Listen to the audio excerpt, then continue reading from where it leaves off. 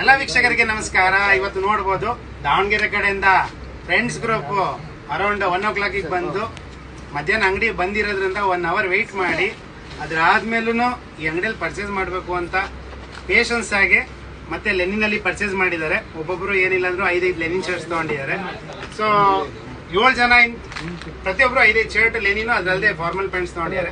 So ಕಸ್ಟಮರ್ಗೆ ಒಂದು general ಆಗಿ ಕೇಳೋಣ, ಇಲ್ಲಿ ಕ್ವಾಲಿಟಿ ಯಾವ ತರ ಇದೆ, ಪ್ರೈಸಿಂಗ್ ಯಾವ ತರ ಇದೆ. ಸರ್ ಯಾರಾದ್ರೂ ಹೇಳಿ ಏನ್ ಅನ್ಸ್ತು? ಕ್ವಾಲಿಟಿ ಬಹಳ ಚೆನ್ನಾಗಿದೆ, ಒಳ್ಳೆ ಬಟ್ಟೆಗಳು ಸಿಗ್ತವೆ. ಬಟ್ಟೆ ಕಲೆಕ್ಷನ್ ಫುಲ್ ಇದೆಯಲ್ಲ ಸರ್? ಕಲೆಕ್ಷನ್ ಫುಲ್ ಇಡ್ತೀವಿ.